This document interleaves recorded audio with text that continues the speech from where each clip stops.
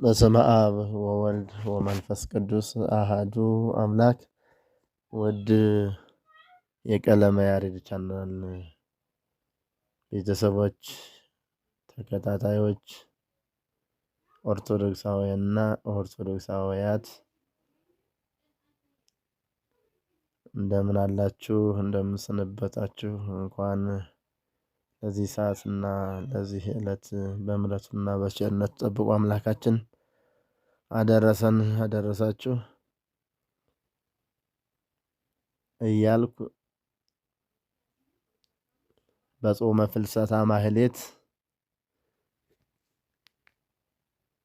የመልካ ፍልሰታ መግቢያ አባባል በታች ቤትና በላይ ቤት ያላቸውን ልዩነት ለማብራራት እሞክራለሁ። ረድኤተ እግዚአብሔር ከሁላችን ጋር ይሁን። ነግሱን እንደማንኛውም እንደወትሩ ምንተ አአስዮ ድረስ ካልን በኋላ ለአፉኪን እንዘለዋለን። ለአፉኪን አንለውም፣ ምክንያቱም ለፍልሰተ ሥጋኪ አመንጻ ወዘተሐደሰ የሚለውን ከዚህ ከመግቢያው ላይ ስለምንለው ሁለቱም መልክአ ኪዳነ ምሕረት ስለሆኑ ለአፉኪን እንተወውና በእሷ ለፍልሰተ ሥጋኪ ከላይ ስለምንለው ለአፉኪን እናልፈዋለን። ምንተ አስዮ ብሎ ለአፉኪን ዘሎ ለዝክረ ስምኪ ዘመንክር ጣዕሙን ማለት ነው። ቀጥሎ ዘመንክር ጣዕሙን ካልን በኋላ በመልክአ ማርያም ቀን በመልክአ ማርያም ቀን ከሆነ መልክአ ማርያም የምናደርስበት ማህሌት ከሆነ ዘመንክር ጣዕሙን ካልን በኋላ ነግስ ካለ ነግስ ይባላል። ዘመንክር ጣዕሙን ቀጥሎ ራሱን ነግሱ ዚቁ የሚያዘው ነግስ ካለ ይባላል። ካልሆነ ዘመንክር ጣዕሙን ቀጥሎ ሰላም ለኪ ባለተራ ሰላም ለኪ ማርያም እምነ መግበር ይተነድርስነ አምደ ባህር ዘይታምር ይጸኒነ ድንግልና ተክል የተመልአ ሥጋኪ ተከድነ አፍለሰኪ ወድልዋሌ መካነ ይላል ባለተራ። እንደ ማንኛውም መልክ ነው በተራ የሚባለው ማለት ነው። ቀጥሎ ሁለተኛ አፉ የአሰንፈሰ ወልሳን የአልሆሰ ሰለ ክብረ ፍልሰትኪ ድንግል ሶበ አቀርብ ተውዳሰ ማርያም ዘኮንኪ ቅድስተ ቅዱሳን መቅደሰ በቅድሜኪ እግዝእትየ እመረከብኩ ሞገሰ በየማንኪ ባርክኒ ስልሰ። ቀጥሎ ሶስተኛ እምዬት የስየማኒ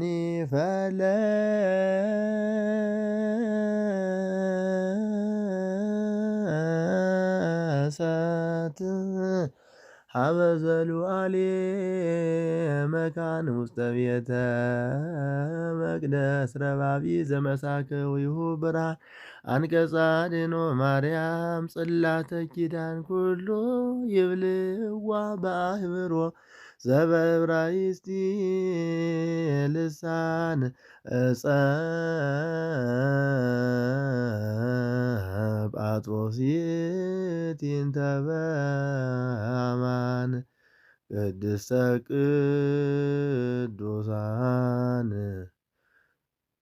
ቅድስተ ቅዱሳን በላይ ቤት እምቅዳሃ ከርሳተ ቀድሃ ስራባተ ወይን ወበውስቴታ ተሰርዐ ቁርባን። ቀጥሎ ሰላም ለፍልሰተ ሥጋኪ ሀበ ህንፃ ሕይወት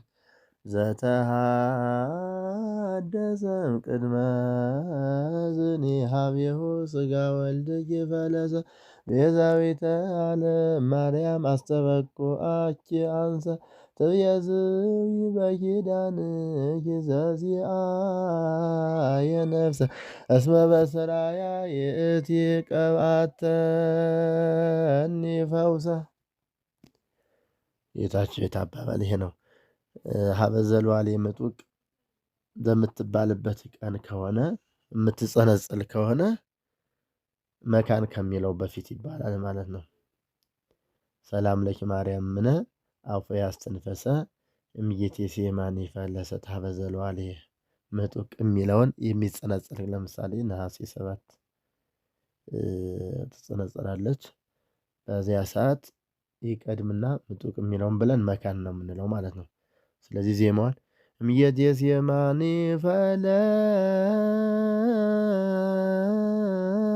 ፈለሰት ሀበዘሉአሌ ምጡቅ በነፋስ አውሎ ወቃለ መብረቅ ማርያም አንቲ ሰዋስወ ወርቅ ይቤለኪ አሮን ሌዋዊ በደብተራ ሙሴ ባላቅ እንደ ተጣይ ነው ባላቅ የሚለው ታቦት ታቦት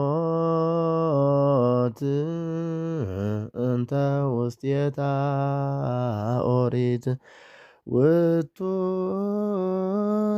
ይከድንዋ በወርቅ የለኪ አሮን ማንሻ ነው።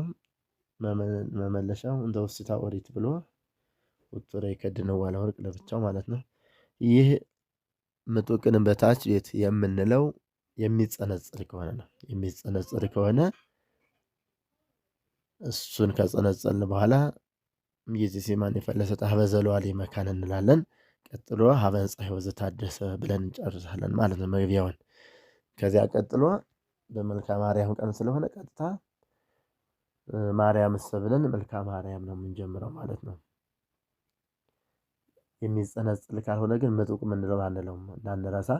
ሰላም ለኪ ማርያም ምነ አፉ ያስተንፈሰ ሀበዘሏል እምዬቴ ሴማኒ ፈለሰት ሀበዘሏል መካን ሀበ ፀሐይ ወዘታደሰ ነው። የምትጸነጸልበት ቀን ከሆነ ግን ምጡቅ የምትለዋን አስቀድመን ጸንጽነን መካን የሚለውን ቀጥሎ መልካ ፍልሰተ ሥጋኪ እንላለን። ቀጥሎ ማርያም እሰ ኀሬት ብለን መልካ ማርያም እንጀምራለን። መልካ ማርያም ተደርሶ ካለቀ በኋላ ደባትረ ብርሃን ሀበተ ተክሉ የሚለው ላይ ስንደርስ ደባትረ ብርሃን ሀበተ ተክሉን እንዳልን በዝንቱ ቃለ ማኅሌት ሳንል ባለተራ አያይዞ ባለተራ ምስለ ነፍስኪ ለፍልሰተ ሥጋኪ ምስለ ነፍስኪ እመዋት የሚለውን መልካ ፍልሰታ ባለተራ ነው የሚለው። ለዝክረ ስምኪ መልካ ማርያምን ካህኑ ጀምሮታል። ከዚያ በዝንቱ ቃለ ማኅሌት ሳንል ደባትረ ብርሃን ሀበተ ተክሉን እንዳል አያይዞ ባለተራ ሰላም ለፍልሰተ ሥጋኪ ምስለ ነፍስኪ እመዋት የሚለውን መልካ ፍልሰታ እንላለን። መጨረሻው ላይ ለዕርገተ ሥጋኪን እንዳልን መልካ ፍልሰታ መርገፉን ስብሐት ለኪ ማርያም የሚለውን የመልካ ፍልሰታውን ሳንል ቀጥታ ወደ መልካ ማርያሙ መርገፍ በዝንቱ ቃለ ማኅሌት ብለን እንጨርሳለን ማለት ነው። ይሄ የሚሆነው በመልክዓ ማርያም ቀን ነው። ይህ አባባል አሁን ያልነው በመልክዓ ማርያም በምናደርስበት ቀን ነው።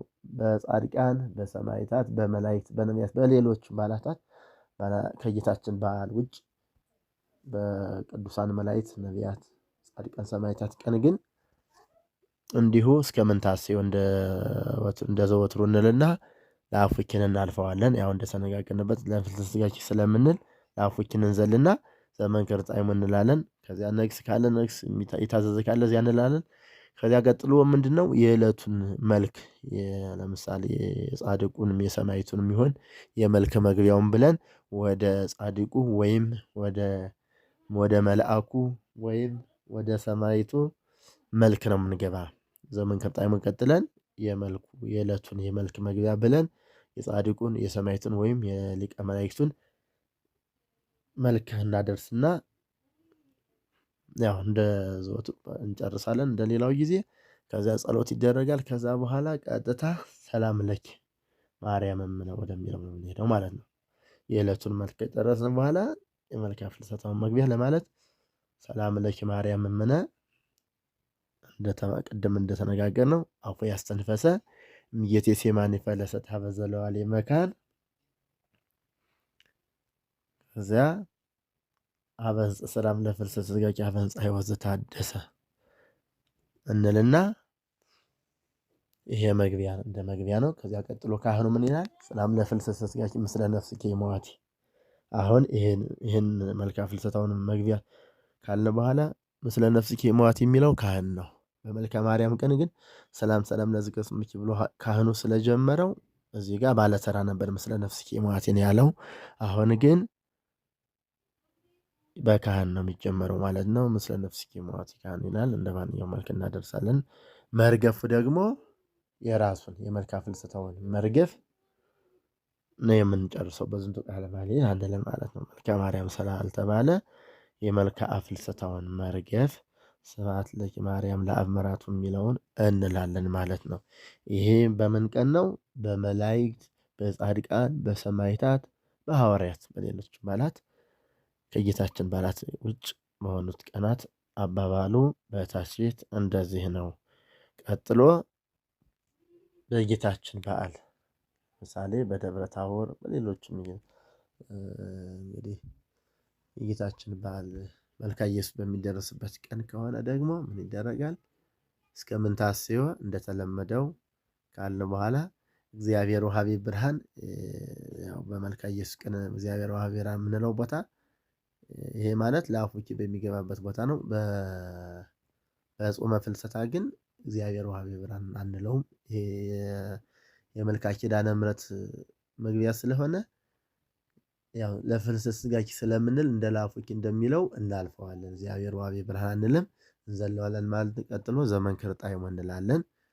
ለምሳሌ ደብረ ታቦር ዘመንክር ጣዕሞ ቀጥሎ ዳዊት ንጉሥ የሚለውን ነግስ እንላለን። በሌላም ቀን ነግስ ካለ ዘመንክር ጣዕሞ ቀጥሎ ይባላል። ከዛ ቀጥሎ ያው ዳዊት ንጉሥን በደብረ ታቦር ጸንጽለ ነው። ቀጥሎም ወዴት ነው የምንሄደው? ባለተራ ሰላም ለኪ ማርያም እምነ የሚለውን ይላል ማለት ነው። ከዚህ አፉ ያስተንፈሰ ከዛ ቀጥሎ ሀበዘሉ አሊ መካን ሀበዘሉ አሊ መካን ከዚያ ቀጥሎ ሀበ ሕንጻ ሕይወት ሰላም ለፍልሰተ ሥጋኪ ሀበ ሕንጻ ሕይወት ዘታደሰ የሚለውን ማለት ነው። ይህን ካልን በኋላ ቀጥሎ ዘየአቢ ካህን ትልቁ ካህን መልካ ፍልሰታ ሰላም ለፍልሰተ ሥጋኪ ምስለ ነፍስኪ ሞአቲ ብሎ ይጀምራል። መልኩን እናደርሳለን። የሚጸነጽረው እንጸነጽራለን። ከዚያ ቀጥሎ መርገፍ የራሱን ስብሐት ለኪ ማርያም ለአብ መራቱ የሚለውን ብለን እንጨርስና ጸሎት ይደረጋል። ከዚያ ቀጥሎ ባለተራ መግቢያ የደብረ ታቦር እስመ ውእቱ ቀደመ በሌላ ቀን የሚያዘውን መልካ ኢየሱስ በሌላ ቀን ከሆነም ኢየሱስ ማለት ነው። እስመ ውእቱ ቀደመ ይላል። ከዛ ቀጥሎ መልካ ኢየሱስ ካህኑ ይጀምራል። መርገፉንም ያው መልካ ኢየሱስ በራሱ ያልቃል ማለት ነው። ሌሎች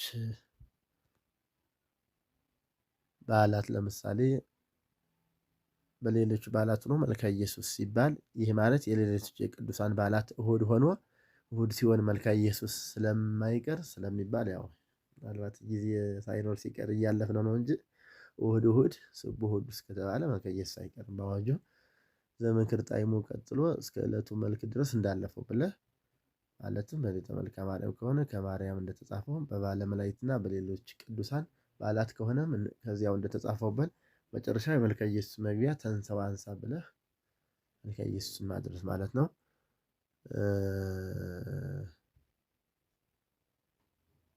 ከዚያ ቀጥሎ ያው እንግዲህ በታች ቤት ይሄ ነው።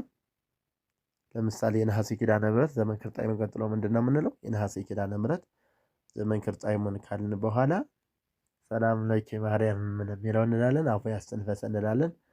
ሀበዘሉ አሊ መካን እንላለን። ይችን ትጸነጽላለች ያው በ16 ነሐሴ 16። ከዛ ቀጥሎ ሀበ ሕንጻ ሕይወት ዘታደሰ የሚለውን መልካ ኪዳነ ምሕረት ስለሚደረስ 16 ስለሆነ ሀበ ሕንጻ ሕይወት በዚህ ቀን በ16 እዚህ መግቢያው ላይ ትቀራለች ማለት ነው። እንዘላትና ከመልኩ በተራው ስለሚባል እዚያ መልኩ ቦታ ነው የምንላት። እዚህ ላይ እንዘለዋለን። ቀጥሎ የመልካ ኪዳነ ምሕረት መግቢያ እግዚአብሔር ወሀቤ ብርሃን ባለተራ ይላል ማለት ነው። ከዚያ መልካ ኪዳነ ምሕረት ይደረሳል። ቀጥሎ ጸሎት ተደርጎ ካለቀ በኋላ ባለተራ ማርያም እሰ ካለ በኋላ ሰላም ሰላም ለዝክር ስምኪ ሐዋስ ማለት መልካ ማርያም ነው። መጀመሪያ እግዚአብሔር ዋህቤ ብርሃን ብለን መልካ ኪዳነ ምሕረት አደረስን። ጸሎት ተደረገ። ቀጥሎ ማርያም እሰ ኀሬት ብሎ መግቢያውን አለ። ከዛ ካህኑ ለዚህ ሰላም ሰላም ለዝክር ስምኪ ሐዋስ አለ። መልካ ማርያም አደረስን። ደባትረ ብርሃን ሀበ ተተክሉ ካልን በኋላ በዝንቱ ቃለ ማኅሌት ሳንል ምስለ ነፍስኪ ብሎ ባለተራ ይላል። እስከ መጨረሻው አድርሰን መርገፍ ማን ነው የምንለው? መልካ ፍልሰታውን ከጨረስን በኋላ የመልካ ፍልሰታውን መርገፍ ሳይሆን መልካ ማርያም ስለጀመር በዝንቱ ቃለ ማኅሌት ብለን በመልካ ማርያም መርገፍ እንጨርሳለን ማለት ነው። ይህ አባባል የታች ቤት የመልካ ፍልሰታ መግቢያ በታች ቤቱ ባህል ነው። ምናልባት አንዳንድ የተዘለሉ ሀሳቦች ካሉ ጥያቄ ካለም ጻፉልኝ፣ የሚችለውን ለመመለስ እሞክራለሁ። ከዚህ ቀጥሎ ግን በላይ ቤት የላይ ቤት አባባል ላይ ቤት ለሚቆም የላይ ቤትና ወይም የሳንኳ መግቢያ ተራው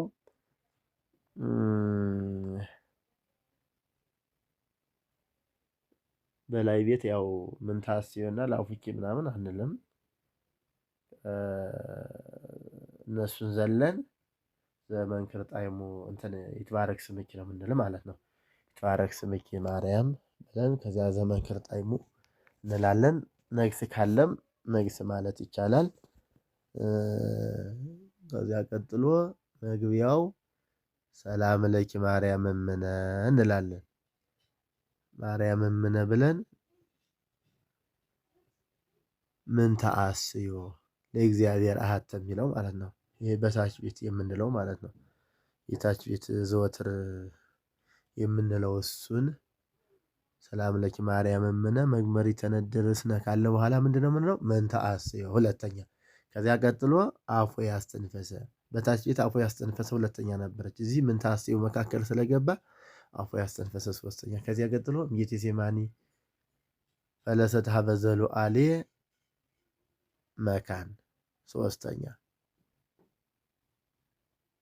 ከዚያ ቀጥሎ ሀበ ዘሉዓሌ ምጡቅ የሚለው አሁን እዚህ ጋር የታች ቤት የምትጸነጸልበት ቀን ብቻ ነው መጡቅ የምንል በታች ቤት ከሆነ ስትባልም መካን ከሚለው በፊት ነው የምንላት። በላይ ቤት ግን ብትጸነጸልም ባትጸነጸልም መካን ሀበዘ ጌቴሴማኒ ፈለሰት ሀበ ዘሉዓሌ መካን ካልን በኋላ ሀበ ዘሉዓሌ ምጡቅ ነው የምንለው። ቦታው አይዘዋወርም ማለት ነው።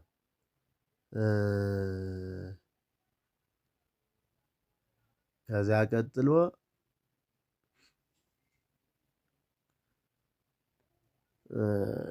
ምንድነው? ወዴት ነው የምንሄደው? ይህ የሚሆነው በመልካ ማርያም ቀን ነው አሁን ያልኩት። ዘመንክር ጣዕሙ ቀጥሎ መልካ ፍልሰታ መግቢያ የምንለው በላይ ቤት እንትን በእመቤታችን ቀን ነው። የሆነ ላይ ቤት ሲሆን የላይ ቤት ባህል ማለት ነው። ከዚያ ቀጥሎ የመልካ ማርያም እሰ ኀሬት ብለን መልካ ማርያም እናደርሳለን። መልካ ማርያም እናደርሰን ደባተረ ብርሃን ባለፈው እንዳልነው እዛ ስንደርስ ባለተራ ምስለ ለፍልሰተ ሥጋኪ ምስለ ነፍስኪ ሞት ይላል። ይህን ከጨረስን በኋላ መርገፉን የመልካ ፍልሰታውን ሳንል በዝንቱ ቃለ ማኅሌት ስብሐት ለኪ ለአመራቱ የሚለውን የመልካ ፍልሰታውን መርገፍ ሳንል ቀጥታ ወደ መልካ ማርያሙ መርገፍ በዝንቱ ቃለ ማኅሌት ብለን እንጨርሳለን። በጻድቃን በሰማዕታት ቅድም እንደተነጋገርን መነሱ ቀናት ከሆነ ደግሞ ዘመንክር ጣዕሙ ቀጥለን የዕለቱን የመልክ መግቢያ ብለን መልኩን ካደረስን በኋላ እንዲሁ ሰላም ለኪ ማርያም እምነ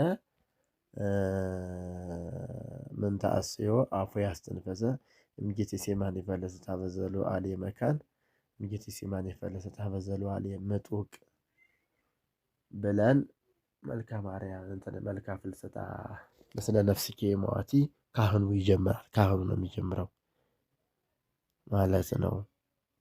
ይህ በጻድቃን በሰማዕታት በመላእክት ቀን ማለት ነው። በመልክአ ኢየሱስ ቀንም እንዲሁ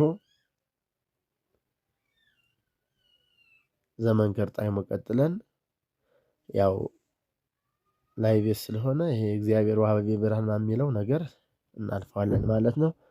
ዘመንከር ጣዕሞ ቀጥለን ነግስ ካለም ነግስ ይባላል። ከዚያ ቀጥሎ ምንድነው የሚደረገው?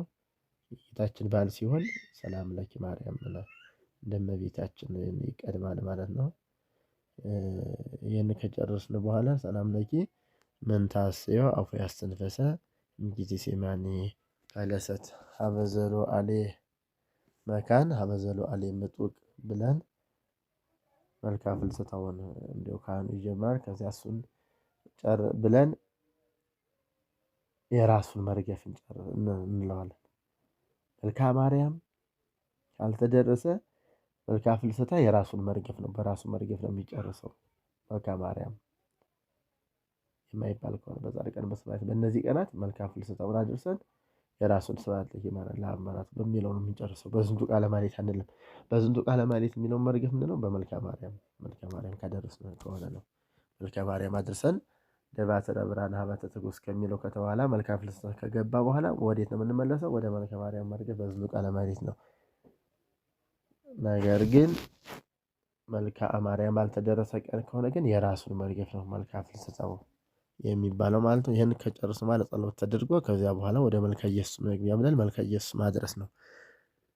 በጌታችን በመልክአ ኢየሱስ ቀን ይህ ነው አባባሉ። ስለዚህ በላይ ቤት ሲሆን አበ ህንፃ ሕይወት ዘታድስ የሚለው አይባልም ማለት ነው። በላይ ቤት መግቢያው ላይ ማለት ነው። ማናቸው? ሰላም ለኪ ማርያም ምነ ምንታስዮ አፉ ያስተንፈሰ እምጌቴሴማኒ ፈለሰት ሀበዘሎ አሌ መካን ጌቴሴማኒ ፈለሰት ሀበዘሎ አሌ ምጡቅ ብሎ ወደ መልክአ ፍልሰታ ምስለ ነፍስ ሞት የሚገባውን በላይ ቤት ሲሆን ማለት ነው። ከብዙ በጥቂቱ ይሄን ይመስላል። ያው እንግዲህ የተሳተ የተገደፈ የተጎላደፈ ነገር ካለ ይቅርታ እየጠየቅኩ ጥያቄ ካለም ጥያቄን ለመመለስ ዝግጁ ነኝ። የምችለውን ለማጋራት እሞክራለሁ። አዳምጡትና እንስማውና ጥያቄውን ደግሞ በጋራ የምናየው ይሆናል። ስላዳመጣችሁኝ አመሰግናለሁ። መልካም ጾመ ፍልሰታ እንዲሆንልን እመኛለሁ። የአምላክ የወላዲተ አምላክ የድንግል ማርያም እናትነቷ፣ አማላጅነቷ፣ በረከቷ፣ ረድኤቷ ከሁላችን ኦርቶዶክሳውያንና ኦርቶዶክሳውያት ጋር እንዲሆን መልካም ምኞቴ ነው። መልካም ጾመ ፍልሰታ፣ መልካም ዘመነ ሱባዔ ያድርግልን። ጾመ በረከት፣ ጾመ ረድኤት፣ ጾመ ስርየት ያድርግልን። አምላክ ወላዲተ አምላክ ጸሎታችንን፣ አስጠንቆታችንን፣ ሱባዔያችንን ትቀበልልን። ሀገራችን ኢትዮጵያን ሰላም ያድርግልን። ለዓለሙ ሁሉ ሰላሙን፣ ፍቅሩን፣ አንድነቱን ያወርድልን። አምላካችን ከክፉ ነገር ሁሉ ይሰውረን። በመልካሙ ነገር በመልካም ስራ ሁሉ የተባበርን ለመልካም ሀሳብ፣ ለመልካም ስራ፣ ለበጎ ነገር፣ ለቁም ነገር የተዘጋጀና የበቃን ያድርገን አምላካችን። ወስብሐት ለእግዚአብሔር። ይቆየን።